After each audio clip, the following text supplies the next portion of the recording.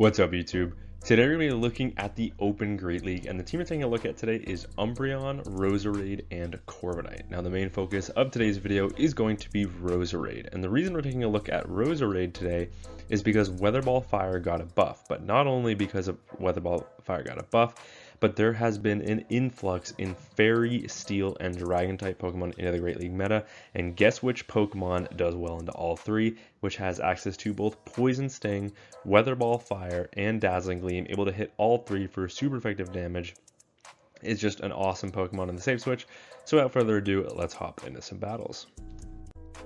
These battles were done a little bit earlier in the season, so my rank is a tad lower, but into the first match, we've got Umbreon into Scizor picking up a pretty decent lead. The opponent cannot go for Night Slashes in this matchup because they are resisted, so they're forced to go for Trailblaze. However, I am going to let the first Trailblaze go through. Trailblaze does put us into the yellow health range, but now here comes a Dark Pulse. The opponent makes a really nice catch onto the Azumarill, but little does my opponent know, in comes Roserade. Now this is a matchup, of course, where it would be nice to have a grass type coverage move for super effective damage. That said, Dazzling Gleam is still neutral damage, so I'm not too worried about it, and Roserade hits like a truck. You see these Poison Stings are already adding up. That puts them into the red health range, so now I'm going to go for the Weather Ball Fire on the CMP tie, hoping that this is enough to pick up the knockout, but no, the opponent instead decides to commit a shield, so I'm going to commit a shield right back, and then I'm going to look for the full farm down. If the opponent concedes that full farm down, I'm going to come out absolutely loaded with double super effective Weather Ball, so back in comes the Scizor, only to be met with a shield, or only to be met with a Weather Ball, and the opponent puts up their final shield, and now in comes Corviknight. This forces the opponent to go straight Night Slash in this matchup, and their Bullet Punches and Trailblazes are resisted. Bullet Punch is single resisted, Trailblaze is double resisted, forcing the opponent to spam out these Night Slashes, and then we can just look for the full Sand Attack farm down. A second Night Slash connects, and in the back is a Furret. I am able to make it to the payback one turn before they're able to make it to a Swift to pick up the knockout. That does big damage. Now back in comes the Umbreon. Umbreon does sneak a Snarl through, but now Sucker Punches are resisted, and all I have to do is make it to one Dark Pulse here, and fortunately we had a little bit of residual energy. Dark Pulse, is it enough to knock out the Furret? No, it puts the opponent into the red health range. It's going to be close. They are going to get to one final charge move, but that is okay because Roserade has a little bit of health left, so in comes the Roserade. We get to the Weather Ball. This is double super effective damage, which is massive overkill on the 1 HP Scizor, but Weather Ball picks up the knockout, and now it is Poison Sting versus the world. The opponent comes back in with the Azumarill, only to get fully Poison Sting farmed down. We leave with a Weather Ball loaded, and Weather Ball will be enough to pick up the knockout on the Furret, and we are able to take a Game 1 win. Okay, into the next match, we've got Umbreon into Shadow Dusknoir, so another fantastic lead. The opponent is going to save switch into a Furret, only to be met with Corviknight. Now, I probably should have taken the resisted Sucker Punches on the Umbreon and then come in with my Corviknight. That said, this is still a very dominant matchup. The opponent goes for the double resisted Trailblaze, hoping to boost their Sucker Punches to maybe make some moves with their, maybe make a play for switch, I don't know, but then they end up no-shielding a payback, which is fine because I can no-shield a Swift and then just start spamming out these Air Cutters. I will be able to make it to 2 Air Cutters before the opponent is able to get the farm down, so if they want to flip switch here, they're going to have to double shield. They do actually come in a shield, but here comes a second Air Cutter. Is the opponent really willing to double shield in this matchup? Yes, they are, and they will get the full farm down, but now we can easily absorb this energy on the Umbreon, and then we can get a huge energy lead and a 2 shield advantage on the Roserade, and this will be absolutely fantastic. The opponent does make it to one final charge move, but that is okay.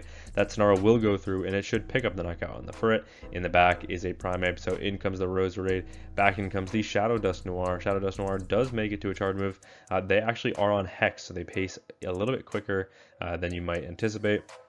But now I can overfarm, look to pick up the knockout with the Dazzling Gleam. Is one Dazzling Gleam enough to knock out the Shadow Dusknoir? No, it is not. So maybe double Fireball would have been the way to go. But the opponent, trying to go for good timing, allows me to get to another charge move, and that picks up the knockout. Back in comes the Primeape. Primeape now will be hit with a Weather Ball as well. Weather Ball puts them into the red health range. We have the Last Resort loaded and ready to go. So we combo play with the Umbreon. It picks up the knockout on the Primeape, and we are able to take that win.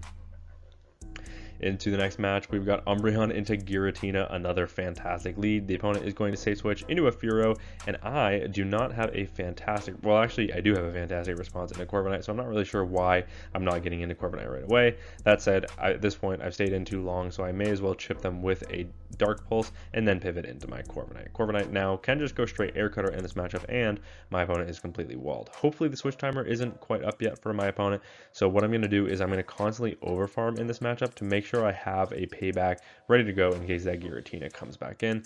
But they do not pivot out, they just let their Furo go down. Back in comes the Giratina, but Giratina is going to be outpaced here, and they're going to be aligned against my Umbreon either way because they weren't able to flip switch. So now here comes a payback. They let that go. It knocks out the Giratina, and in the back is a Togekiss. So we actually don't have a fantastic matchup with Corviknight here, or the Umbreon. Technically Togekiss beats both of them in the one shield scenario, so I'm just going to be forced to start spamming out these air cutters, grabbing those shields, and I'm just looking to force them to throw their energy, so that way Roserade can look for a Poison Sting Weather Ball combo here. But first I'm going to come with the Umbreon, force them to throw some energy. This will be super effective, but it's not going to be enough to knock out. Aura Sphere connects, and now in comes the Roserade. We both do super effective damage to each other, but the opponent sees the poison typing and they resign the match, and we are able to take that win. Into the next match, picking up a neutral lead, we've got Umbreon into regular Empoleon. So the opponent is going to stay in this matchup. They will be able to outpace, but that's okay because we can absorb these Hydro Cannons no problem. Actually, not even enough to two-shot from the non-Shadow Empoleon. So the fact that we can let two of these go is fantastic, whereas the opponent can absolutely not, because the Empoleon is a lot glassier than our Umbreon here. A second Hydro Cannon does connect, but here comes another Dark Pulse. The opponent makes a really nice catch onto a Whimsicott in the back, so pretty crazy Pokemon from my opponent. That said, in comes the Roserade. Roserade will make it to a super effective Weather Ball before the opponent makes it to a charge move that just cleanly picks up the knockout on the Whimsicott. And if that Empoleon wants to come back in, they're going to be forced to throw energy here, or else I will make it to another charge move. The opponent does not throw, which allows me to get to a neutral Weather Ball that grabs a shield from the opponent, and it was actually on the CMP tie. I'm going to be committing the shield right back. And then do I go for the catch out of this matchup, or am I simply able to outpace? The opponent instead goes for a catch onto Trevenant in the back. Kind of a crazy catch. Weather Ball Fire does connect. That does big damage. I'm now going to throw on the CMP tie in case my opponent does throw, but no, instead they're going to look to overfarm and look to pick up the knockout with these Shadow Claws, and they are going to get it, but that's okay because in comes the Umbreon to force their energy. I can just let this go and let Corviknight take this win. Seed Bomb does pick up the knockout, but they're not going to get to a Shadow Ball here, I don't believe. So I can just let this go. This is a double resisted Seed Bomb that does very little damage to the Trevenant. Back in comes the Empoleon, which had absolutely nowhere to run. The opponent resigns the match, and we are able to take that win. Picking up another neutral lead in the next match, we've got Umbreon into Credilli. This is an Acid Credilli, which means I do actually outpace if I throw an alignment before the opponent is able to debuff my attack with a Rock Tomb. So I'm actually going to throw an alignment here so that I do connect with a fully charged Dark Pulse. That said, this opponent ends up throwing on opponent in order to get throwing on alignment, which allows me to get to another Dark Pulse here before they're able to get to Rock Tomb number 2. And now we've put the opponent into the yellow health range. That said, the opponent will throw once again right before I make it to the next charge move, and that's okay. We can let this go. We survive the Grass Knot, no problem.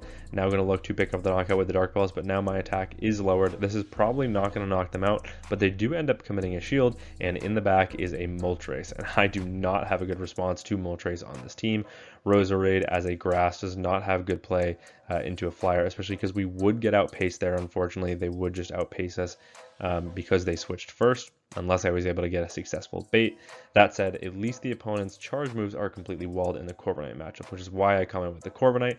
Corviknight resists both Fly and Brave Bird, so the opponent will have to look to pick up the knockout with a Fly, but not before I'm able to get to a third Air Cutter, grabbing the final shield from my opponent. They're looking for the full farm down. They don't even get the full farm down. That is absolutely crazy. Corviknight putting in so much work, ends up knocking them out of the sky with that Air Cutter. Back in comes the Credilli. I'm probably going to force some energy, or no, I'm going to come in with my Roserade, put up a shield.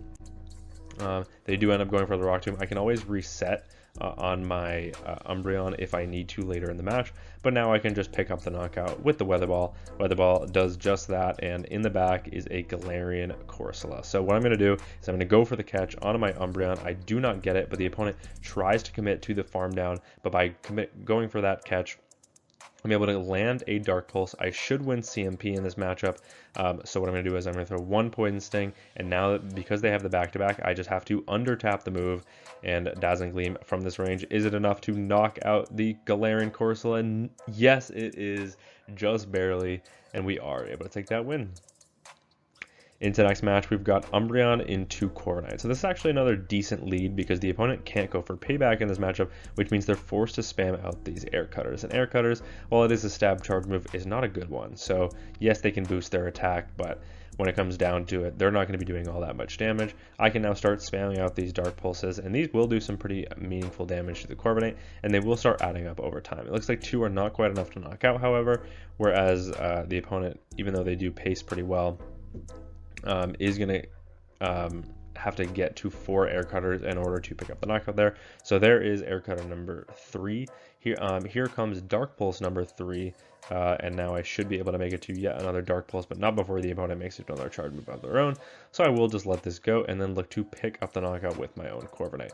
I am going to look for the double resisted Sand Attack farm down. I'm actually not going to get it, so I'm just going to throw the Air Cutter right away to hopefully either grab a shield or pick up the knockout from the opponent. The opponent does end up shielding, and I'm going to save shields for my Roserade here, so I will just let this go. They full send the payback. Now I'm going to look for these full Sand Attack farm down, and we do get it. In the back is a Dedenne, so in comes the Roserade, and we actually have the perfect core breaker for my opponent in the back if I was running a grass coverage move, but unfortunately for me, we have Dazzling Gleam. That said, Dazzling Gleam still rocks the Samurott, doing huge damage. They end up going for the Razor Shell bait, but I'm still able to get the full Poison Sting farm down, come out with a charge move loaded, so the opponent resigns the match, and we are able to take that win. Picking up another decent lead, we've got Umbreon into the Shadow Scizor. So we're going to play this one out the exact same way. The opponent will end up going for a Trailblaze, or only a Night Slash here. They don't even farm up to the Trailblaze. Very strange play for my opponent. And now I will be able to make it to a Dark Pulse. But because they throw an alignment, I'm going to be able to outpace the opponent unless they commit to a... Actually, no. Can they get to a Trailblaze here? Yes, it looks like they can. So we'll end up putting a shield up. They end up baiting with a Night Slash. Now I can go for a second Dark Pulse. Dark Pulse from this range probably is enough to knock out the Scizor, so they will end up committing the double shield. This can only be enough for a Night Slash, so I'm definitely just going to let this one go. And it is the Night Slash, so now I can make it to another Dark Pulse. The opponent instead makes a nice catch onto a Bastiodon in the back, but now Bastiodon will be hit with Corviknight. Corviknight does have double super effective Sand Attacks in this matchup, and they really do add up, and we have neutral payback for coverage. So this is really nice. Payback does put them into the yellow health range. I don't even think a Flamethrower will be enough to knock out from this range. However, I am going to put up the shield because I want to look for a full Sand Attack farm down if I can, and if I can get it, that would be absolutely huge. The opponent was worried about it, so they're going to go for a catch onto the Scizor, but Scizor will be hit with a payback. That knocks the Scizor out. Back in comes the Bastiodon. I'm able to get the catch of the Flamethrower onto my Umbreon. That is absolutely huge because now we can get a nice energy lead, and they are switch locked, which means they cannot switch out of that matchup. They have to give me that full farm down. What is this final Pokemon in the back? It is an Azumarill. So now I kind of wish that I had come in with Roserade because having an energy lead on Roserade would have been nice, whereas now the opponent can potentially make it to back-to-back Ice Beams to win this game. All it's going to take is I need to make it to so many Air Cutters. I need to force them to throw their energy pretty much right away. But the opponent is making the right play. They're over-farming as much as they can in this matchup. Are they at the back-to-back Ice Beams is the question. Well, technically no, because Azumarill can't hold back-to-back, but they should be one away if they are. But instead, the opponent did not overfarm enough. They were 3 bubbles short, so I'm going to go for the Weather Ball. It's not enough to pick up the knockout, and now is an Ice Beam enough to knock out the Roserade from this range? No, we hang on 1 HP. It's going to be a race. We make it to the Weather Ball before the opponent is able to get to the full bubble farm down. Weather Ball picks up the knockout on the Azumarill, and we are able to take that win. Into the next match, we've got Umbreon into Abomasnow, another neutral lead. This opponent is actually running Leafage on the Abomasnow, so they're actually doing more damage in this matchup because Leafage is now a Shadow Claw clone, and with the Icy Wind buff, they've actually got us nearly into the yellow health range off of their fast moves and first charge move alone, and we're actually only doing about the same amount of damage because they lowered my attack with Icy Wind.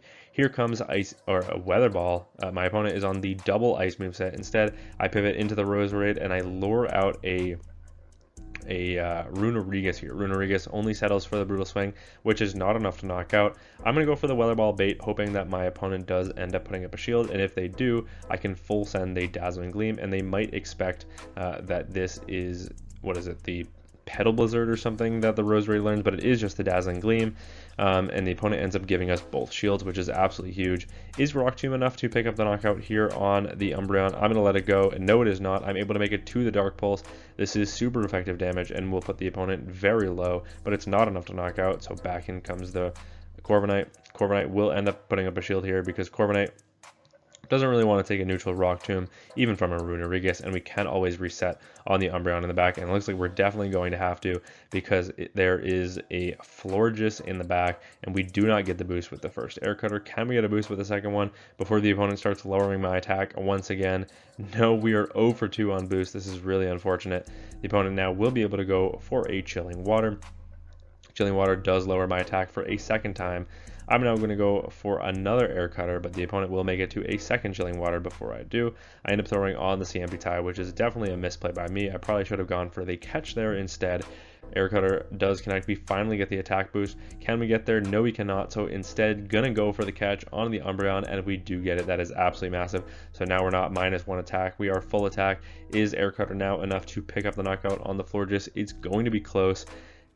Yes, it is. It picks up the knockout on the Florges. Back in comes the Abomasnow, but the Abomasnow will be outpaced. We make it to yet another Air Cutter. Air Cutter from this range. It's super effective damage. It picks up the knockout. Back in comes the Runerigus as well. And here comes yet another Air Cutter. Corviknight putting on an absolute clinic in this end game, picking up all 3 knockouts, and we are able to take that win. Into the next match, we've got Umbreon into Talonflame. So another neutral lead and a Pokemon we definitely don't want to see in the back. So definitely going to play out this matchup. This is one I actually might shield my lead for. The opponent is going to throw first with either a Flame Charge or a Fly. It is the Flame Charge, so we can definitely just let the first one go.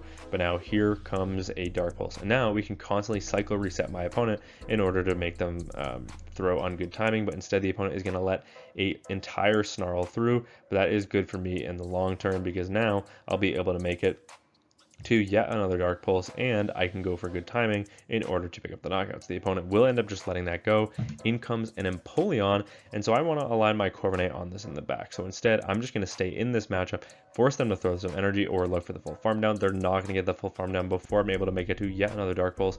So Umbreon putting in so much work in this matchup, because we have knocked out a Pokemon and put the second one into the yellow health range and got even shield scenario. So very good position to be in. The opponent is able to connect with a Hydro Cannon.